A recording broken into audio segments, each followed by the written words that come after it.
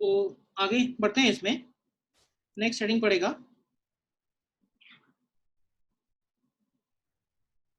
Applications of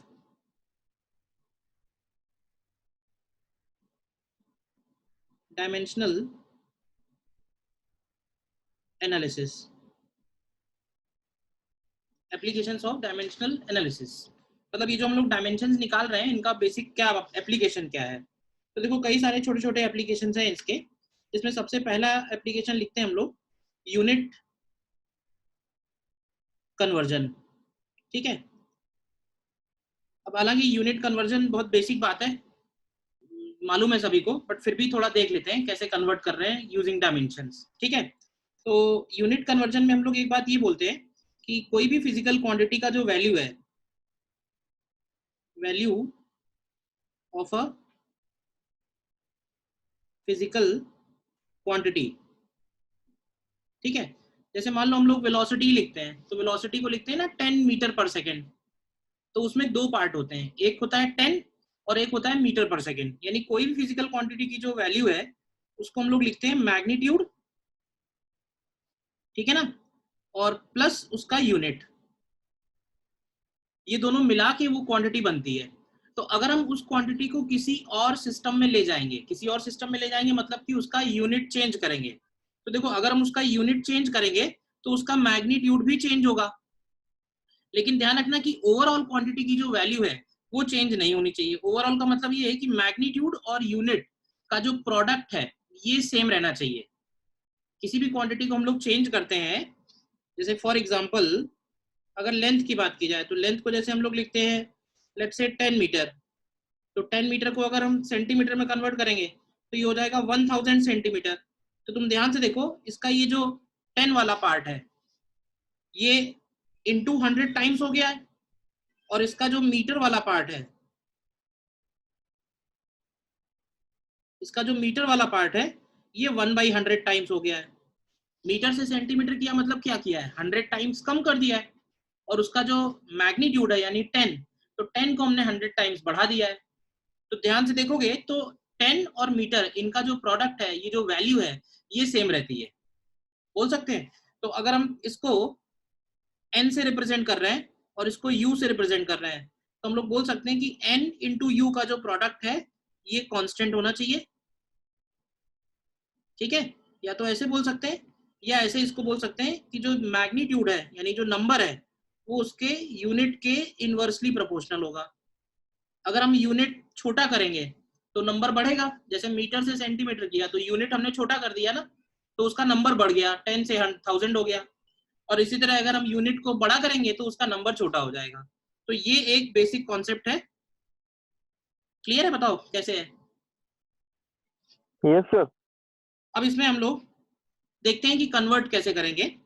तो example लेके चलते हैं। फॉर एग्जांपल जैसे फोर्स के जो पॉपुलर यूनिट्स हैं, तो फोर्स का यूनिट है जैसे न्यूटन, और अगर हमें न्यूटन को कन्वर्ट करना है डाइन्स में, न्यूटन को कन्वर्ट करना है डाइन्स में, न्यूटन जो है वो एसआई यूनिट है और डाइन जो है वो सीजीएस यूनिट है। तो 1 newton is equal to how many dynes पता करना है। तो अब सबसे पहले ये देखो कि न्यूटन किसका यूनिट है, फोर्स का है। तो फोर्स का डायमेंशन लिखो क्या होगा, फोर्स का डायमेंशन अगर हमको मालूम है तो ये हो जाएगा ml t-2। बोलो, तो इसको हम ऐसे लिखेंगे कि 1 न्यूटन। सर हाँ सर आपको स्क्रीन दिख नहीं रही पूरी। तुमको नहीं दिख रही है, बाकी लोगों को भी नहीं दिख रही है। सर मतलब आधी दिख रही है अभी सर, वो नहीं दिख रही। हाँ सर आधी स्क्रीन दिख रही है हाफ, और जो हाफ पीछे की वो नहीं दिख रही है। पीछे की मतलब जितना मैं लिख रहा हूँ वो नहीं दिख रहा है। नो सर आ सर। रहा है, बेटा क्लियर आ रहा। क्लियर आ रहा है, तुम लॉग आउट करके लॉग इन करो फिर से। Okay sir. 1 newton is equal to, तो 1 न्यूटन को देखो ml t-2 है, तो m इसको हम लोग लिखेंगे 1। देखो m की जगह लिखेंगे किलोग्राम, ध्यान से देखना, m यानी मास है तो मास का यूनिट एसआई वाला क्या बनेगा, किलोग्राम। लेंथ, लेंथ का यूनिट है मीटर, और अपॉन टी का हो जाएगा सेकेंड, तो ये 1 kilogram metre upon second square हो जाएगा। अब इसको देखो कैसे कन्वर्ट करेंगे, 1 को 1 रहने देंगे। अब अगर हमें किलोग्राम को ग्राम में ले जाना है तो किलोग्राम की जगह हम लोग लिख सकते हैं 1000 ग्राम। बताओ, किलोग्राम की जगह आ गया 1000 ग्राम। सिमिलरली मीटर की जगह क्या आ जाएगा, मीटर की जगह आ जाएगा 100 सेंटीमीटर। बोलो, और सेकंड एसआई में और सीजीएस में सेम ही रहता है, तो सेकंड को सेकंड ही रहने दिया, सेकंड स्क्वायर। और इसके बाद नेक्स्ट स्टेप में क्या करेंगे, ये जो 1000 और ये जो 100 है इसको हम बाहर निकाल लेंगे। तो 1000 और 100 बाहर आएगा तो टोटल कितना हो जाएगा, 10 पावर 5, हो जाएगा 10 power 5 gram centimetre upon second square. और ये जो gram centimetre upon second square है इसी को हम लोग डाइन बोलेंगे। तो यहां से आ जाएगा hence 1 newton is equal to 10 power 5 dynes. देखो ध्यान से, क्लियर है कैसे किया है।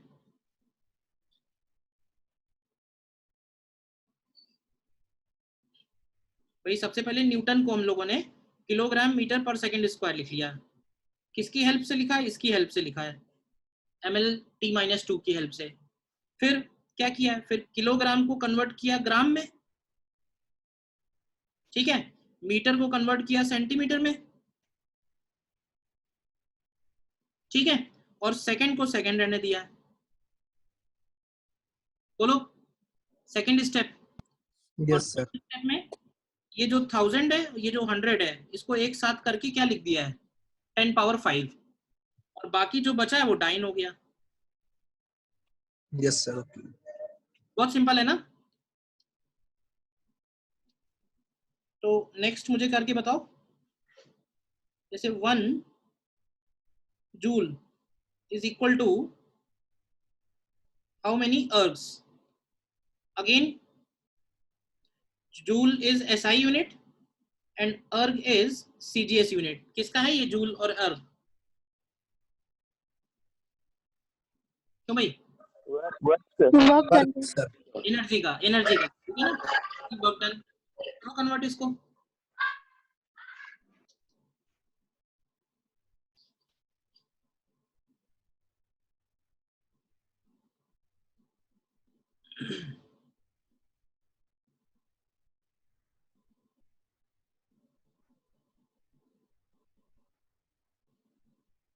हो गया sir. So 10 to the power 7 of yes sir same है।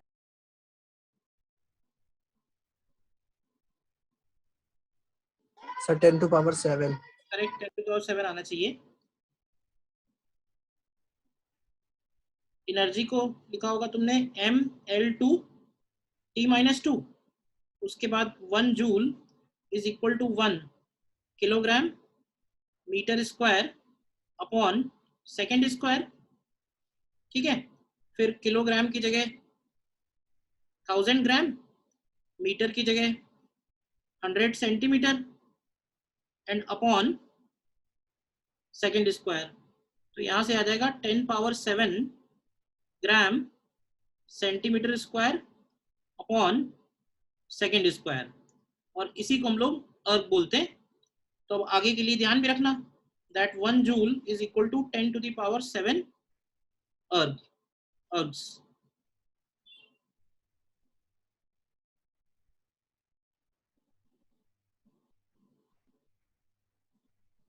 कर लिया सभी ने ना, बहुत सिंपल है। और देखो और एक यूनिट है 1 poisuli। 1 poisuli is equal to how many poise। Again poisuli is SI unit and poise is CGS unit। किसका है ये यूनिट, मालूम है किसी को?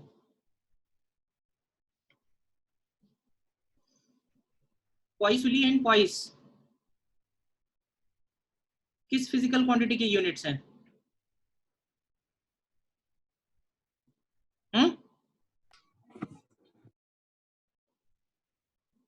सर नहीं मालूम। पॉइसली और पॉइस हैं यूनिट्स कोफिशिएंट ऑफ विस्कोसिटी। ठीक है, जिसको हम लोगों ने ईटा से डिनोट किया था। अब कर सकते हो, करो ट्राई। क्वांटिटी बता दी है, डायमेंशन पता चल जाएगा, अब करो कन्वर्ट।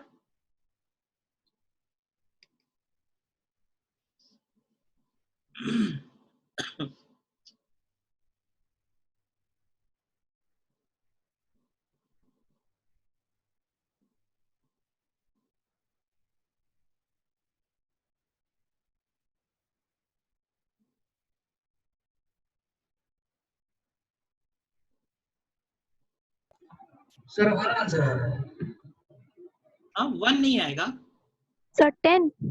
10 आएगा। हाँ करेक्ट। सॉरी सर, हाँ सॉरी 10 आ रहा है। Yes sir 10। भाई कोफिशिएंट ऑफ विस्कोसिटी का डायमेंशन लिखा होगा, तुम लोगों ने निकाला था लास्ट लेक्चर में, ml-1। T minus. तो यहाँ से हम लोग लिख सकते हैं that 1 poiseuille is equal to 1 kilogram upon metre second. तो ये हो जाएगा 10 ग्राम अपॉन सेंटीमीटर सेकेंड, और इसी को हम लोग पॉइस बोलते हैं। This is 10 poised. अगेन मैं कहूँगा ये भी कन्वर्जन याद रखना, 1 पॉइसली इज इक्वल टू 10 पॉइस। ठीक है, और निकालते हैं एक 1 Tesla is equal to how many Gauss?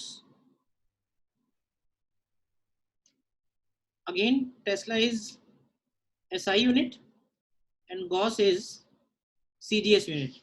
इसके यूनिट्स हैं ये। Magnetic field. Correct. Magnetic field क्या है?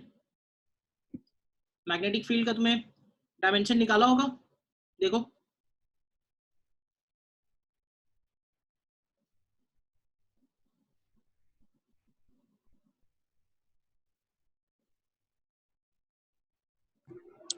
So 10 to the power 4. Yes correct.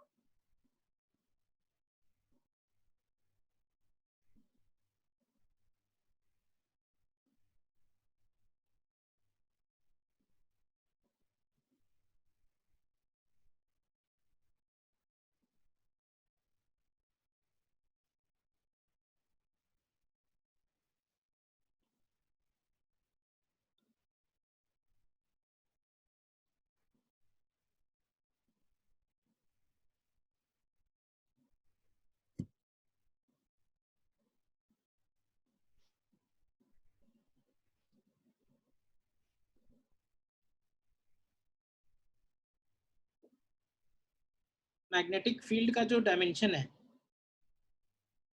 Dimension of magnetic field is m-1 L0 T-1 और I- नहीं, कितना लिखते हैं बताओ?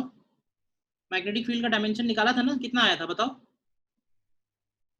M T minus two A minus one, M T minus two 2 and A minus one.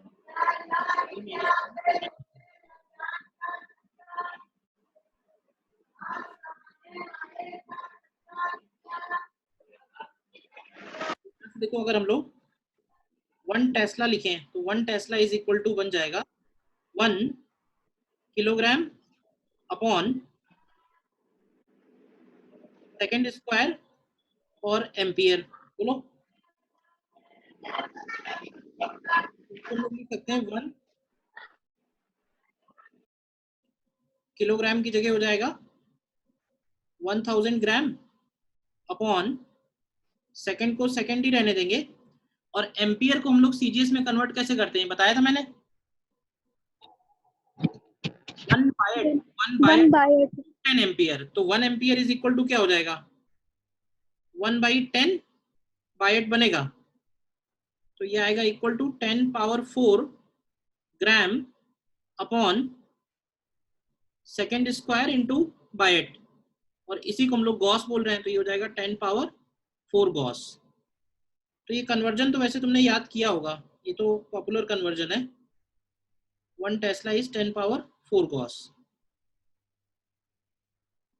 ठीक है, तो ये हमारा फर्स्ट एप्लीकेशन था, बहुत सिंपल है। अगर हमें डायमेंशंस पता है तो we can easily convert from one system of unit to another system of unit. Unit conversion में हमें बस ये ध्यान रखना है कि n इंटू यू का जो प्रोडक्ट है वो कांस्टेंट रहेगा, यानी नंबर यानी मैग्नीट्यूड और यूनिट का जो प्रोडक्ट रहेगा वो कांस्टेंट रहेगा। क्लियर है? This was first application. Next पढ़ते हैं फिर।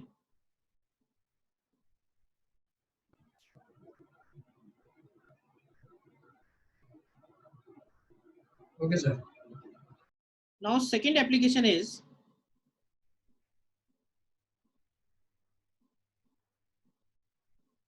unit modification।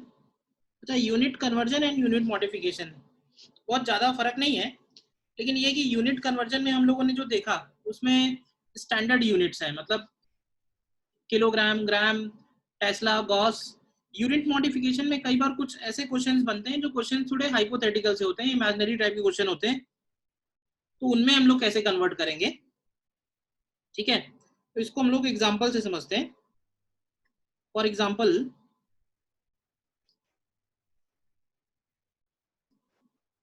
in a new system of units, unit of mass and length are doubled, whereas unit of time is halved, then find A part में 32 Newton and B part में 16 joule in the new system of units। ठीक है, अब ये थोड़ा अलग type का question है। इसमें उसने क्या लिखा हुआ है, कह रहा है कि हम एक नए सिस्टम में जा रहे हैं। अब वो नया सिस्टम कौन सा है नहीं मालूम, सीजीएस नहीं है, ठीक है ना, कोई भी नया सिस्टम हो सकता है हाइपोथेटिकल। बस किया क्या है कि मास और लेंथ के जो यूनिट है उनको डबल कर दिया है। मतलब इसको तुम ऐसे विजुलाइज करो कि हम लोगों के सिस्टम में जो यूनिट ऑफ मास है वो किलोग्राम है। हम सपोज कोई और प्लेनेट पे चले गए और वहां के लोगों से कांटेक्ट हुआ तो पता चला कि उनका जो किलोग्राम है वो हमारे किलोग्राम से डबल है। बात समझ में आई? वहां पे जो मीटर है वो हमारे मीटर से डबल है, लेकिन वहां पे जो सेकंड है वो हमारे सेकंड से हाफ है। बात समझ में आई रिलेशन? तो जो हमारे सिस्टम में 32 न्यूटन है वो उनके हिसाब से क्या वैल्यू होगी, क्योंकि यूनिट चेंज कर रहे हैं तो वैल्यू भी चेंज होगी। ठीक है, तो इसको देखो करना कैसे है, बहुत सिंपल है ये भी क्वेश्चन। इसमें क्या करो, पहले एक तरफ लिख लो ओल्ड सिस्टम और एक तरफ लिख लो न्यू सिस्टम। ठीक है, ओल्ड सिस्टम में किलोग्राम है, मीटर है, सेकंड है। अब नए सिस्टम में नाम भी बदल जाएंगे ना, वैल्यू बदल गई तो कुछ नए नाम होंगे, तो अब नया नाम तो नहीं दे रहे हम लोग, इसको लिख देते हैं केजी डैश, मीटर डैश और सेकंड डैश। देखो ओल्ड सिस्टम न्यू सिस्टम। अब हमको रिलेशन दिया हुआ है ओल्ड सिस्टम और न्यू सिस्टम में, क्या रिलेशन दिया है, जो रिलेशन दिया है वो लिख लेते हैं। रिलेशन हमको गिवन है कि जो केजी डैश है वो 2 kg है, जो मीटर डैश है वो 2 मीटर है, और जो सेकंड डैश है वो सेकंड बाई 2 है। ये क्लियर है? जो सेकंड डैश है वो सेकंड बाई 2 है। अब देखना, अब हमें किसको कन्वर्ट करना है, हमको कन्वर्ट करना है ए पार्ट में 32 न्यूटन। तो पहले इसको केजी, मीटर और सेकंड में लिख लेते हैं पुराने सिस्टम के हिसाब से। तो ये बनेगा 32 KG metre upon second square बनेगा। अब तुमको फिर से वही काम करना है, क्या करना है, केजी, मीटर और सेकंड, इन तीनों को कन्वर्ट करना है। और ये तो ओल्ड सिस्टम है और हमें ले जाना है नए सिस्टम में। तो ओल्ड सिस्टम में नए सिस्टम में कैसे जाएगा, केजी की जगह केजी डैश लिखना पड़ेगा, मीटर की जगह मीटर डैश लिखना पड़ेगा, सेकंड की जगह सेकंड डैश लिखना पड़ेगा। तो देखो कन्वर्जन के लिए हमारे पास लिखा हुआ है गिवन वैल्यूज, तो उसे कन्वर्ट करो, केजी की जगह क्या आएगा, तो ध्यान से चेक करोगे तो केजी की जगह आएगा KG dash by 2, yes metre की जगह क्या आएगा, metre metre dash dash upon by 2 upon second की जगह क्या आएगा, 2 सेकंड डैश 2 सेकंड डैश का होल स्क्वायर। ठीक है, जरा ध्यान से लिखना। तो अब इसमें से नंबर्स जो है वो बाहर निकाल लो, ऊपर से भी 4 बाहर आया, नीचे से भी 4 बाहर आया, तो टोटल 16 हो गया होगा। तो 32 अपॉन 16 कितना बचेगा, ये बचेगा 2, और बचेगा KG dash metre dash upon second dash square. तो हम ऐसे बोल सकते हैं कि नए सिस्टम में ये 2 बन जाएगा। मतलब हमारे सिस्टम में जो 32 न्यूटन है वो नए सिस्टम में क्या हो जाएगा, 2 न्यूटन डैश हो जाएगा। बी पार्ट कन्वर्ट करो इसी तरह से, और इसमें कोई डाउट है बताओ। स्टेप्स में चलेंगे। पहला स्टेप ये है कि जो गिवन है unit of mass and length double, unit of time is half. तो मैंने ओल्ड सिस्टम और मैंने न्यू सिस्टम बना लिए सबसे पहले, फिर ओल्ड और न्यू के बीच में जो रिलेशन दिया हुआ है वो लिख लिया। ठीक है, उसके बाद फिर से वही कि यूनिट को जैसे कन्वर्ट करते हैं वैसे कन्वर्ट कर दिया है। 4 आएगा सर। आई डोंट नो, देखो क्या आता है, निकालो सभी लोग।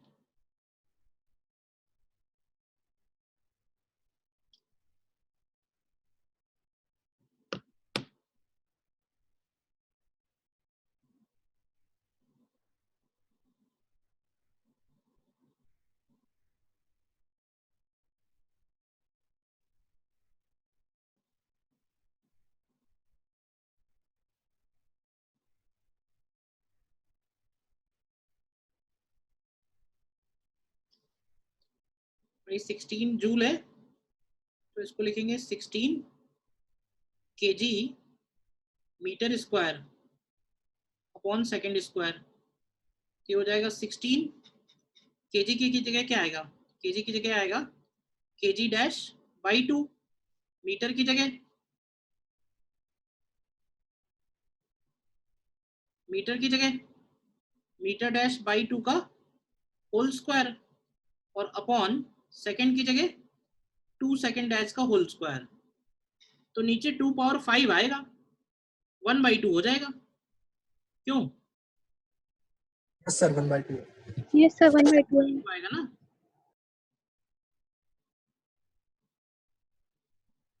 तो ये 1/2 जूल डैश होगा। है, कर पाए थे नहीं कर पाए थे अपने आप? Yes, sir. करके रखते हैं यस सर।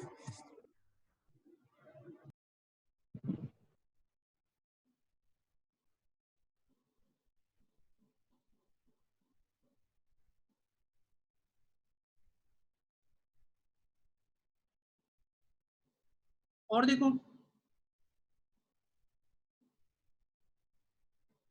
नेक्स्ट क्वेश्चन देखो है तुम्हारे सामने।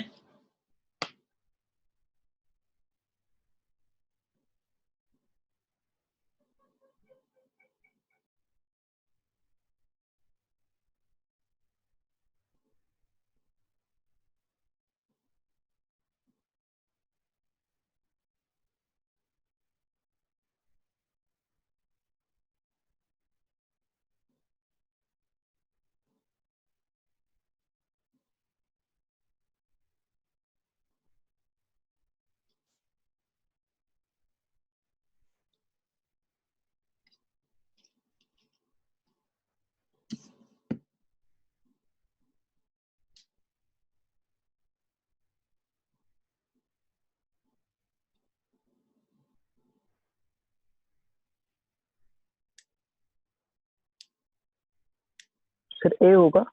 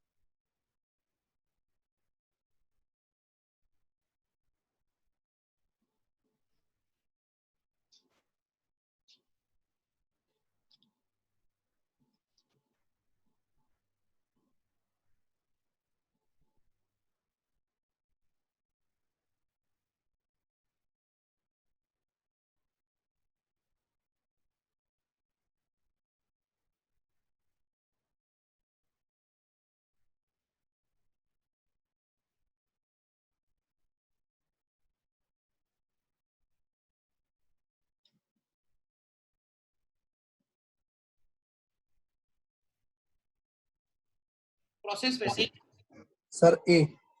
ये आ रहा है सभी का। Yes sir. और यस सर। Yes, sir.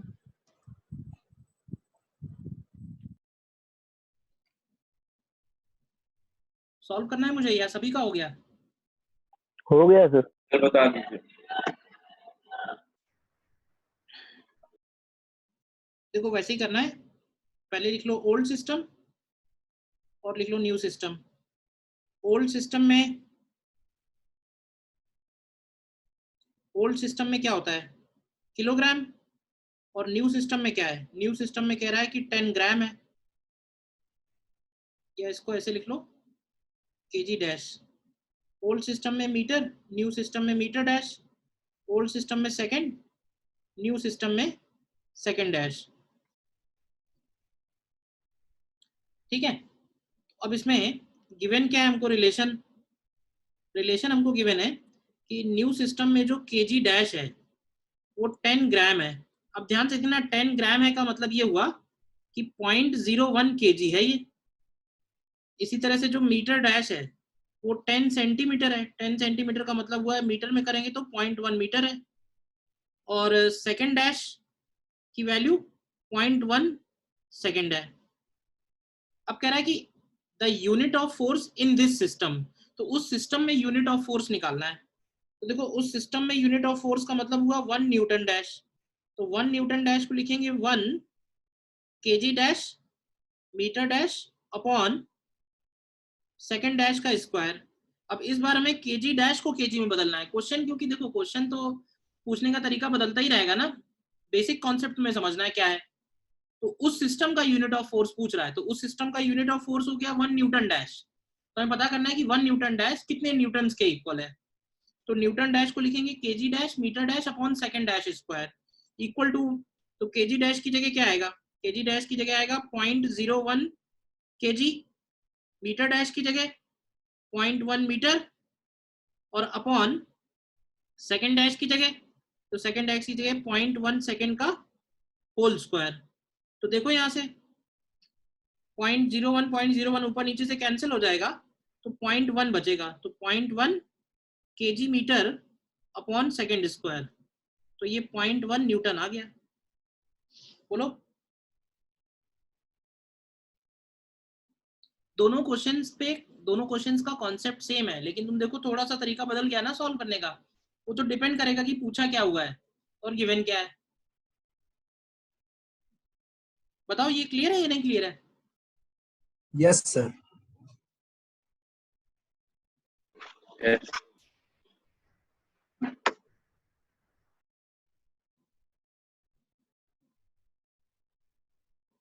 ठीक है ना?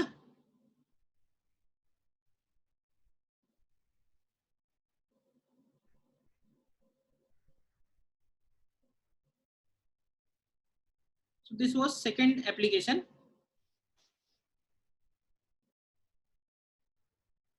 थर्ड में लिखेंगे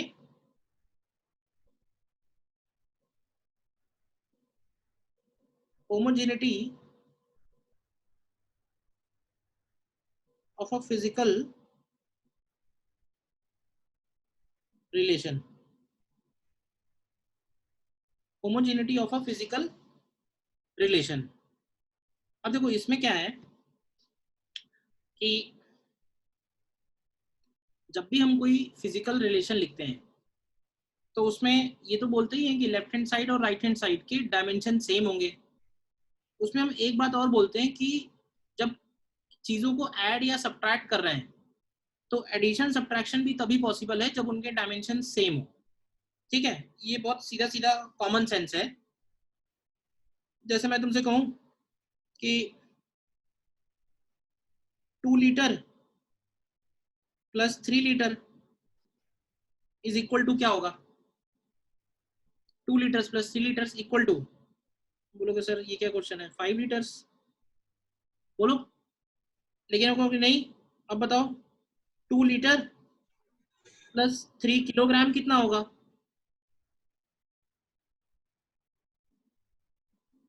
2 लीटर प्लस 3 किलोग्राम ऐड नहीं कर सकते क्या? नो बोलो सर। नहीं ऐड कर सकते हैं। तो क्यों नहीं ऐड कर सकते हैं? इसलिए नहीं ऐड कर सकते हैं यूनिट्स क्योंकि अलग अलग। दोनों का यूनिट अलग है। तो एडिशन और सब्ट्रैक्शन में ध्यान रखना, एडिशन सब्ट्रैक्शन में हमेशा उन क्वांटिटीज के यूनिट्स, उन क्वांटिटीज के डायमेंशंस सेम होने चाहिए, दोनों डिफरेंट नहीं चलेंगे।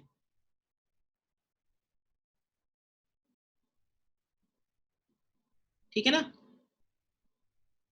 और इसी बात को बोलते हैं होमोजेनिटी। होमोजेनिटी का मतलब है कि a plus B plus C plus D ये सब लिखा हुआ है, तो सारे A B C D E F G H तक सबके डायमेंशन, सबके यूनिट्स एग्जैक्टली सेम होने चाहिए। This is called homogeneity of a physical relation. और एक बात, जैसे लिखा है कि 2 litre plus 3 litre equal to 5 litre, तो ऐसा नहीं है कि यहाँ पे लीटर प्लस लीटर और लीटर स्क्वायर हो जाएगा। लीटर तो सेम ही रहेगा ना। मतलब जो एडिशन हो रहा है, कहने का मतलब एडिशन 2 और 3 5 बनाएंगे, एडिशन 2 और 3 5 बनाएंगे, बट जो लीटर वर्ड है वो तो कॉमन ही रहेगा। ऐसा नहीं कि इधर भी लीटर था उधर भी लीटर था तो उधर लीटर होल स्क्वायर हो जाएगा। तो ये तो लीटर ही रहेगा तीनों पॉइंट पे। ठीक है ना? तो डायमेंशंस में ऐड नहीं होता है, डायमेंशन सेम रहती हैं। तो इसमें हम कुछ पॉइंट्स लिखेंगे। सबसे पहला पॉइंट इसमें लिखेंगे, प्रॉपर्टीज है, नोट भी करते जाना।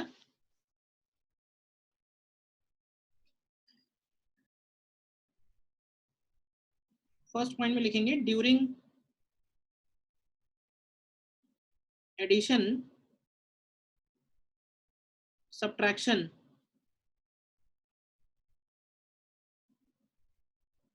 among different combination of physical quantities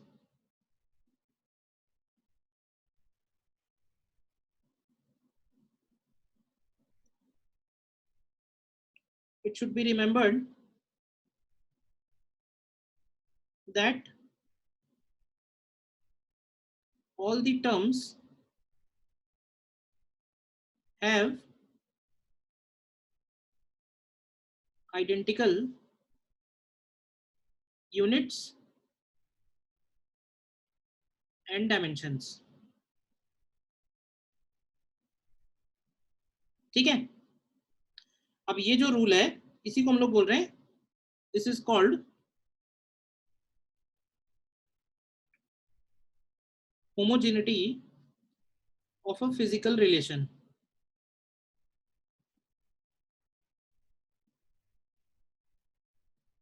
homogeneity of a physical relation.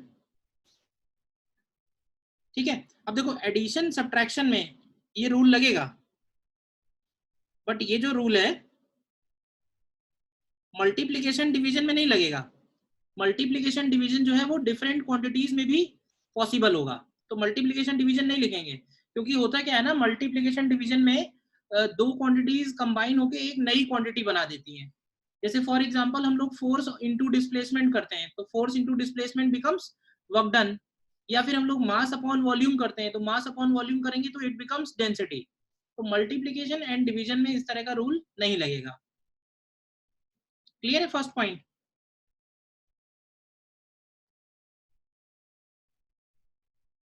ठीक है।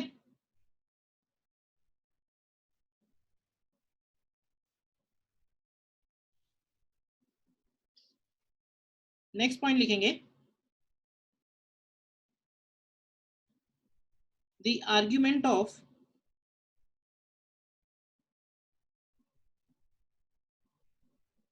Trigonometric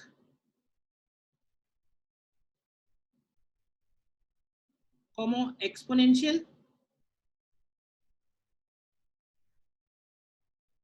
power and logarithmic functions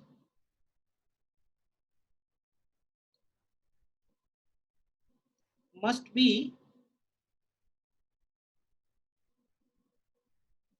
dimensionless, or their values are also only numbers, hence they are also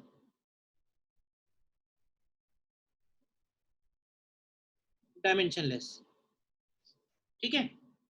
hence they are also dimensionless। कौन कौन से function लिखे, trigonometric, exponential, power function and logarithmic function. क्या मतलब हुआ इस लाइन का, क्या मतलब हुआ इस लाइन का, देखते हैं। तो देखो इसमें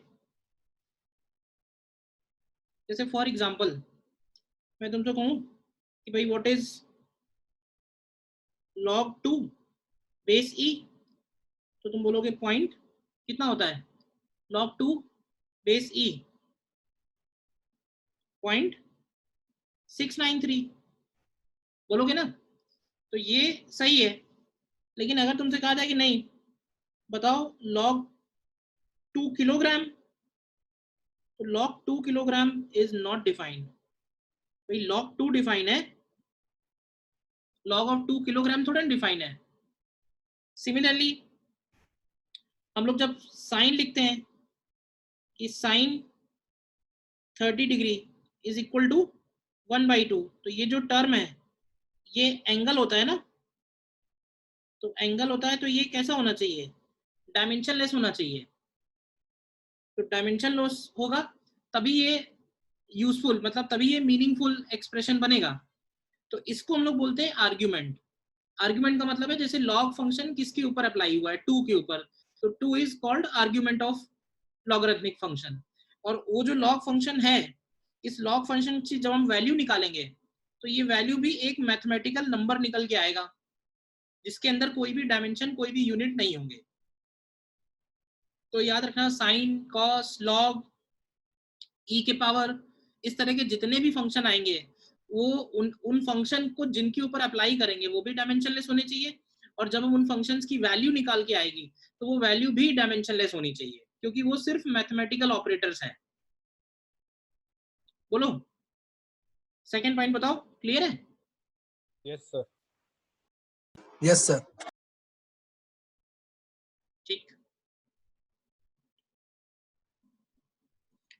एंड थर्ड पॉइंट में, एक्सक्यूज मी सर। हाँ बोलो। सर हम लोग लॉर्ड साइन 30 लें तो log sin 30 लोगे तो sin 30 तो डायमेंशनलेस हो ही गया ना, चल जाएगा, सही सही लिखा। यस सर, सही है। कहने का मतलब है कि इट इज मीनिंगफुल और नॉट मीनिंगफुल, तो log of sin 30 is meaningful. Yes sir. Third point में, if an equation is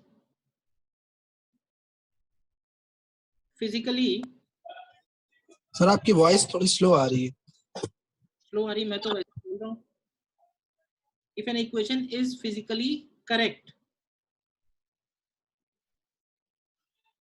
then it must be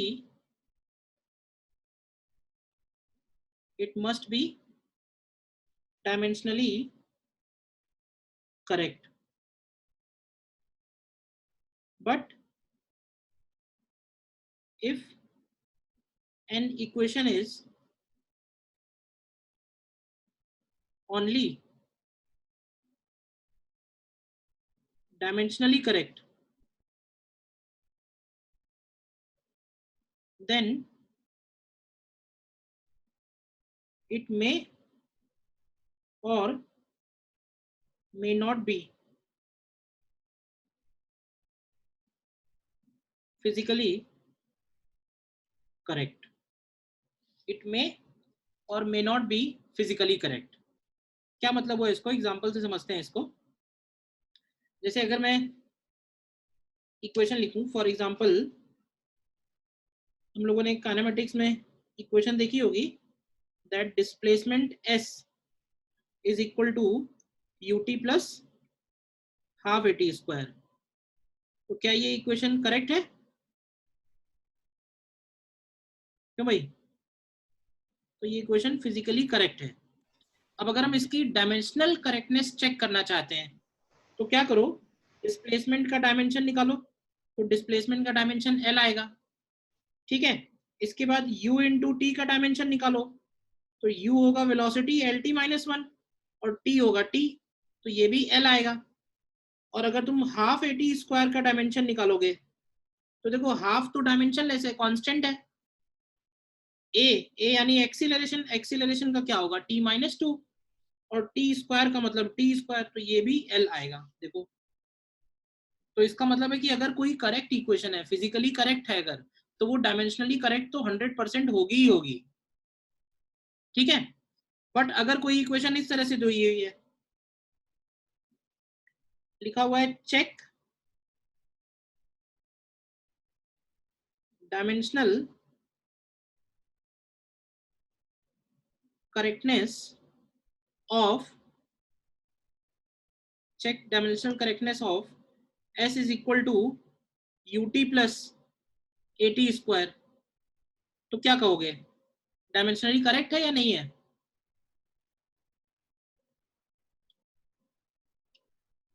correct है. डायमेंशनली करेक्ट है, बट क्या फिजिकली करेक्ट है? No sir. No sir. Physically correct नहीं है.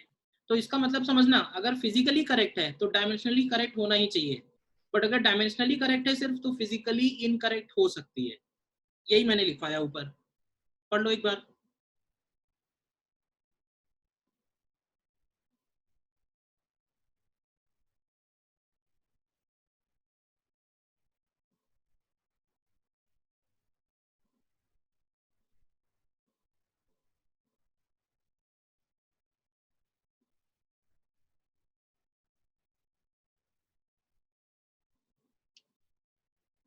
ठीक है, physically correct then it must be dimensionally correct, but अगर only dimensionally correct then physically it may और मे नॉट बी करेक्ट.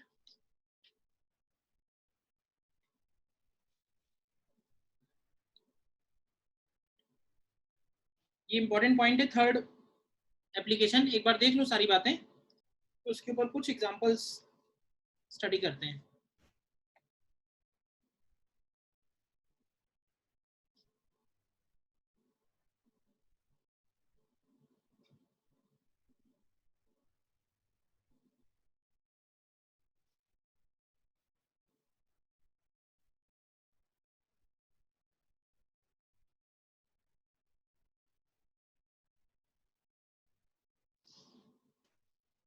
ठीक है, जैसे बताना, क्वेश्चंस करते हैं.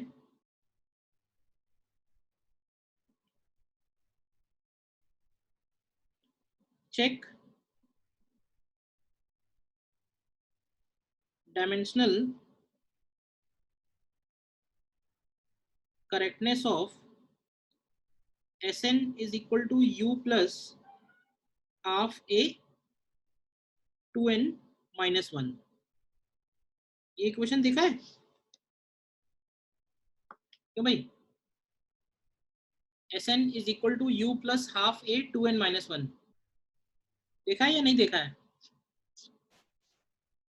No sir. Yes sir. देखा है? Yes sir. ये बेसिकली डिस्प्लेसमेंट का इक्वेशन है, और ये डिस्प्लेसमेंट का इक्वेशन है for nth Nth term. nth second.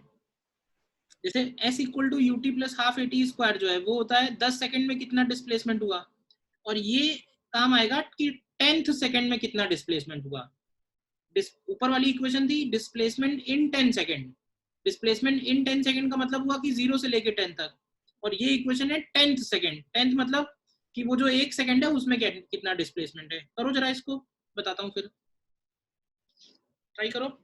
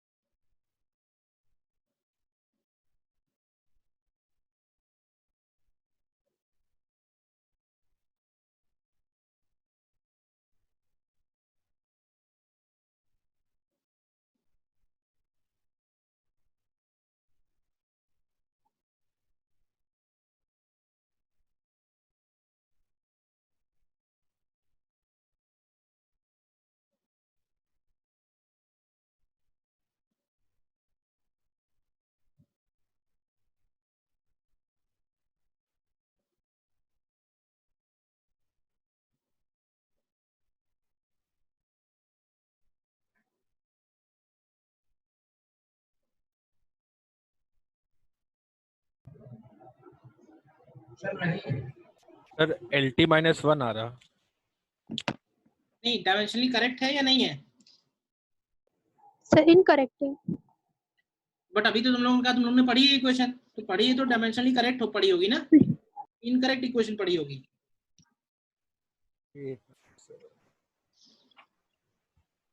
देखो ये जो इक्वेशन है ना, ये जो Sn लिखा हुआ है, ये है displacement sir per unit time. nth second है ये, यस सर। ठीक है ना। डिस्प्लेसमेंट इन nth सेकेंड का मतलब हुआ कि ये डिस्प्लेसमेंट है, डिस्प्लेसमेंट ऑफ 1 सेकेंड। अब अगर 1 सेकेंड का डिस्प्लेसमेंट है ये, तो इसको मीटर नहीं बोलेंगे, इसको मीटर पर सेकेंड बोलेंगे। Yes sir, LT -1।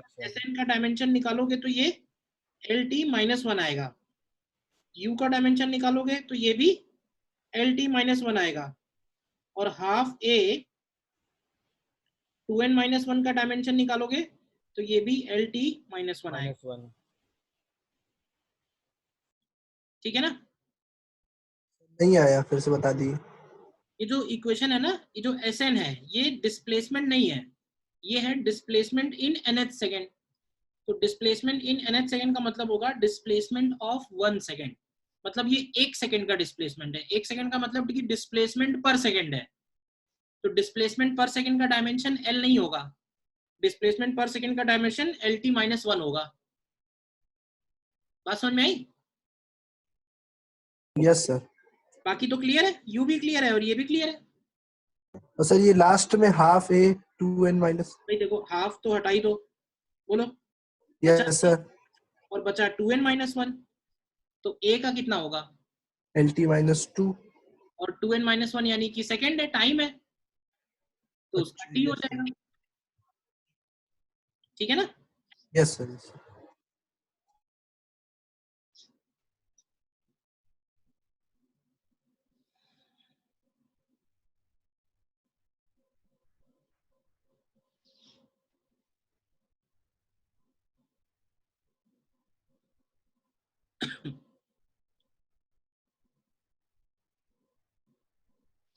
ठीक है, नेक्स्ट देखना।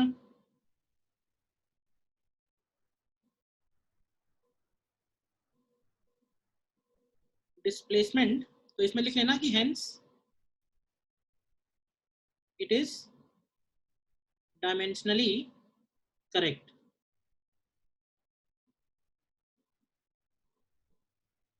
Hence it is dimensionally correct. देखिए displacement of a particle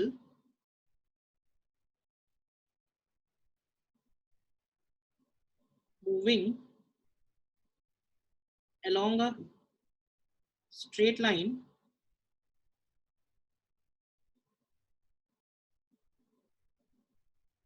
depends on time t as depends on time T S, तो S is equal to A plus B T plus C T square plus D upon T cube. हमें निकालना है find dimensional formula of A B C and D. Find dimensional formula of A B C and D. देखो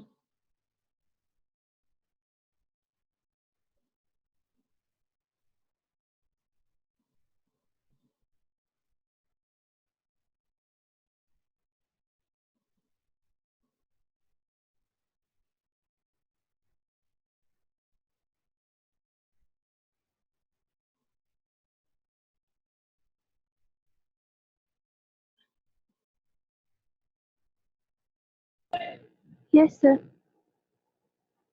हो गया। हो गया sir. देखो from homogeneity,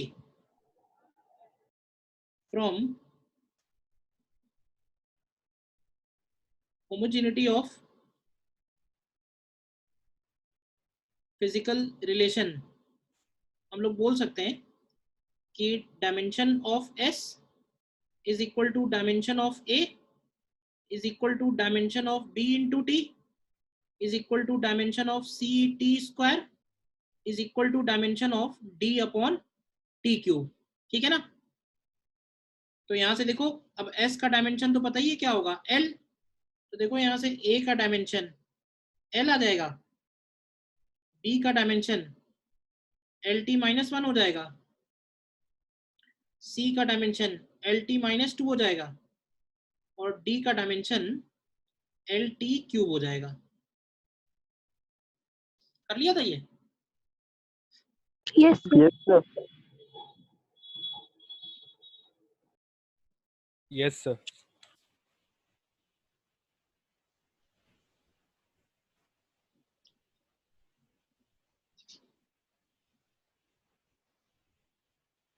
ठीक है नेक्स्ट देखो,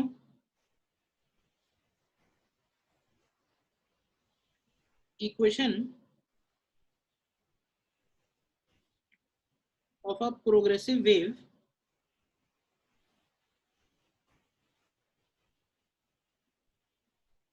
traveling along x-axis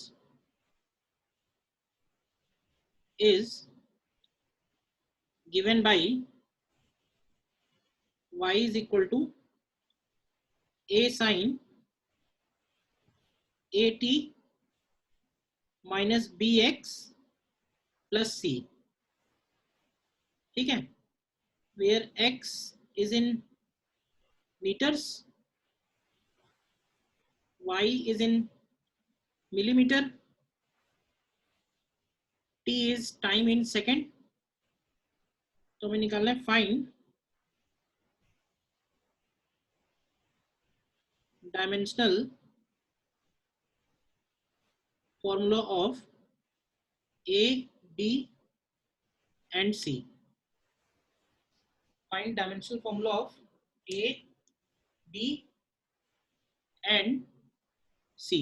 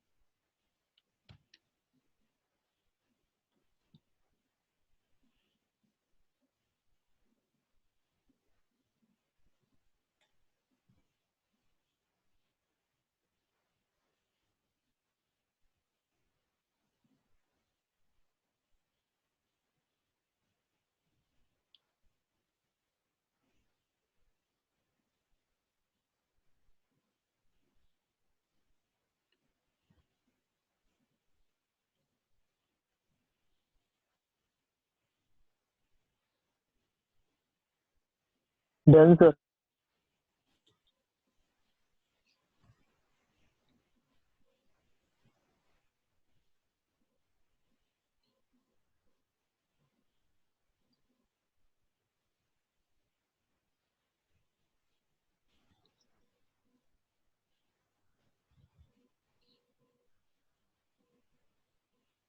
देखो इसको भी प्रिंसिपल ऑफ होमोजेनिटी से ही करेंगे।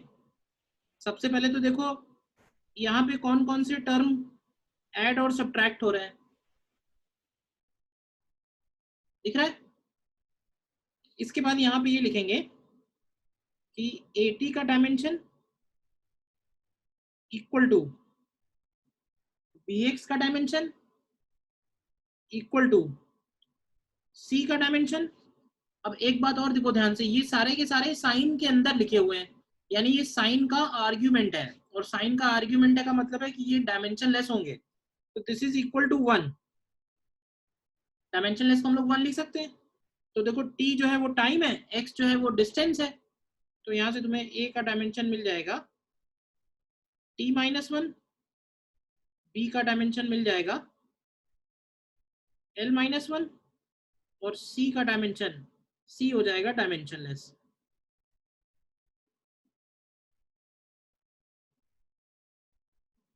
ठीक है। अच्छा एक और बात इसमें पूछी जा सकती थी कि a का क्या डायमेंशन है। तो देखो a का डायमेंशन और y का डायमेंशन इक्वल आ जाता, आता कि नहीं आता, क्योंकि ये पूरा का पूरा टर्म जो है वो डायमेंशन लेस है, ये टर्म डायमेंशन लेस है।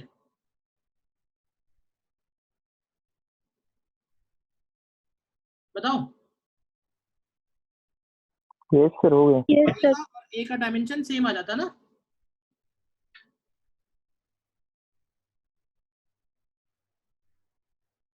तो ऐसे बहुत सारे प्रॉब्लम्स मिलेंगे। और देखो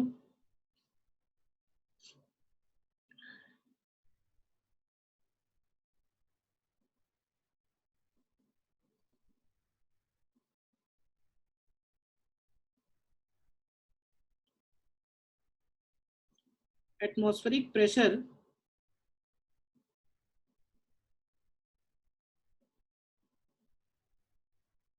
depends on height h as तो p equal to alpha upon beta e to the power minus beta G H. ठीक है, where g is acceleration due to gravity. तो हमें निकालना है find dimensional formula of alpha and beta, dimensional formula of alpha and beta.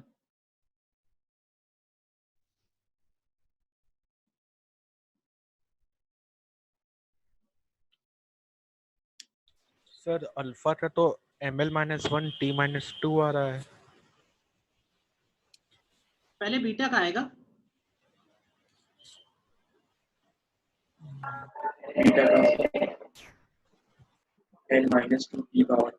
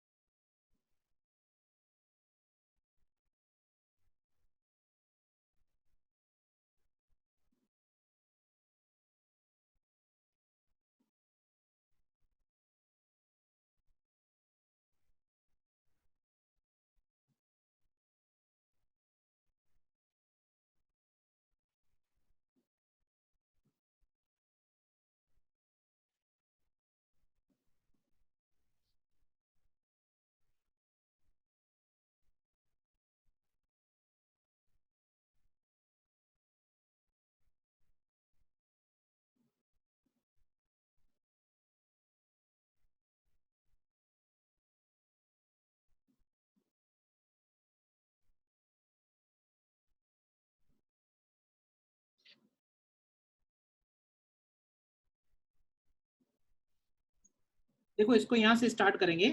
ये जो beta G H है done. ये कैसा होना चाहिए? ये बीटा जी एच जो है ये डायमेंशन लेस होना चाहिए। क्यों ऐसा होना चाहिए? क्यों भाई? बिकॉज सर जो एक्सपोनेंशियल फंक्शन होता है वो डायमेंशन लेस ही होता है। करेक्ट, एक्सपोनेंशियल का आर्ग्यूमेंट डायमेंशन लेस होगा। ई की पावर में है, ई की पावर में नंबर होगा, किलोग्राम तो यस नहीं। सर। तो बस सबसे पहले यहीं से स्टार्ट करो। तो हम लोग लिखेंगे हो गया। बीटा जी एच का जो डायमेंशन है वो 1 होना चाहिए। तो यहाँ से तुम्हें मिलेगा बीटा का डायमेंशन जो है वो 1 अपॉन जी का डायमेंशन, तो जी यानी एक्सीलरेशन और एच यानी एल, तो ये हो जाएगा एल माइनस 2 T2। ये बीटा का डायमेंशन आएगा फर्स्ट स्टेप। और सेकंड स्टेप में हम लोग बोलेंगे कि प्रेशर का डायमेंशन वही होगा जो अल्फा अपॉन बीटा का डायमेंशन है, क्योंकि ये पूरा का पूरा टर्म भी डायमेंशन लेस आएगा।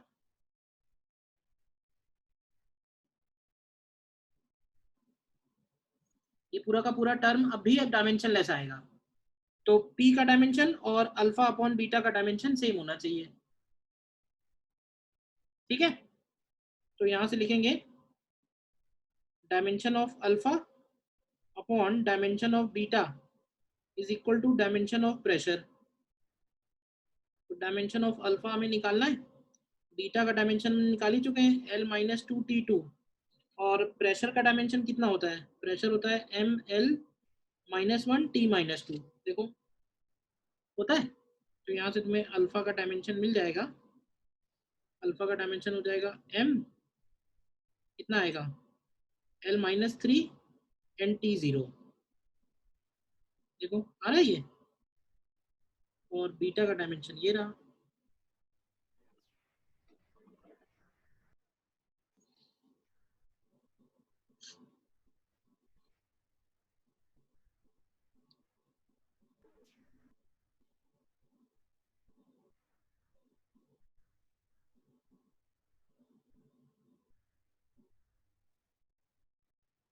बोलो, कर पाए थे कि नहीं कर पाए थे अपने आप? Yes yes sir. Yes, sir. कोई डाउट इसमें? No sir.